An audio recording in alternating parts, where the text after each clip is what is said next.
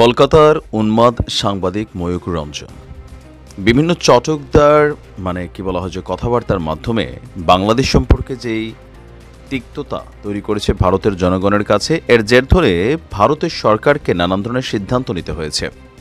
তবে এই সিদ্ধান্তগুলো আজকে দেখেন কতটা আত্মঘাতী সিদ্ধান্তে পরিণত হয়েছে।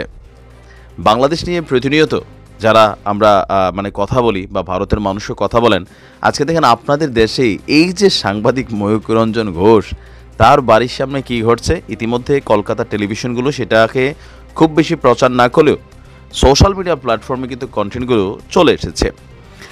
ভারতে প্রতি বছর আমরা দেখি যে ধরেন দিল্লি চলো বা কি বলা হয় যে মুম্বাই চলো, ভারতীয় কৃষকরা বিভিন্ন সময় তারা ট্রাক নিয়ে রাস্তায় নেমে পড়েন আর পুলিশ সেটাকে বিভিন্নভাবে প্রতিহত করেন। এটার মূল কারণ হচ্ছে ভারত একটা কৃষি নির্ভর দেশ, বেসিক্যালি বাংলাদেশও কৃষি নির্ভর দেশ। তো এখানে প্রান্তিক জনগোষ্ঠী যারা আছে তারা কৃষিকাজের মাধ্যমে ফসল উৎপাদন করে, আর ভারতের কৃষি পণ্যের একটা বড় ধরনের পাইকারি বাজার হচ্ছে বা খুচরা বাজার হচ্ছে বাংলাদেশ। বিশেষ করে পশ্চিমবঙ্গ সহ বেশ কিছু জায়গা থেকে, মহারাষ্ট্র থেকে এই পণ্যগুলো বাংলাদেশে আসে, আর এটা তারাও খুব কম দামে বাংলাদেশে আপনার এটাকে পাঠাতে পারে, লাভটা ভালোই হয়। কিন্তু উদ্ভূত পরিস্থিতিতে ভারতের বেশ কয়েকটা রাজ্য সরকার বেশ কয়েকটা বন্দর নগরী অথবা বেশ কয়েকটা সীমান্ত দিয়ে বাংলাদেশের সাথে বেশ কিছু পণ্য আমদানি রপ্তানি বন্ধ রেখেছে, আর এতে ক্ষতির মুখে পড়ছে ভারতীয় কৃষকরা।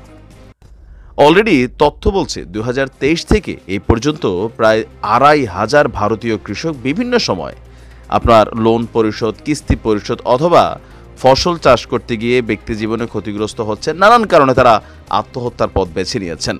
আর এই সকল ইস্যুতে ভারত জুড়ে প্রতি বছরই আপনার কৃষকদের মধ্যে ক্ষোভ, হতাশা কাজ করে।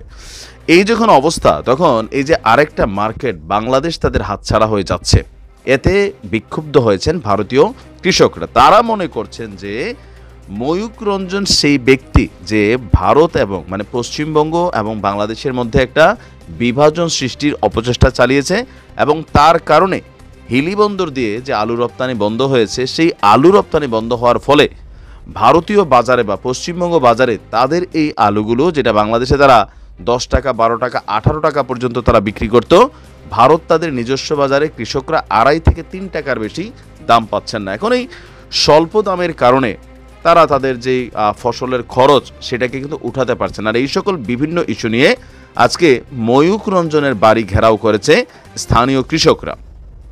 তাদের দাবি যে ময়ূক রঞ্জন বাংলাদেশের বিরুদ্ধে মিথ্যা প্রচার চালিয়ে এই পরিস্থিতিকে আরও গভীর করেছে। ভারতীয় একজন কৃষকের বক্তব্য, আমরা শুনছি বাংলাদেশ পেঁয়াজ নিতে চাইছে না, অথচ ময়ূক রঞ্জন বলছে তারা আমাদের পেঁয়াজ নিয়ে অপমান করেছে, এই বিভ্রান্তি সৃষ্টির জন্য দায়ী।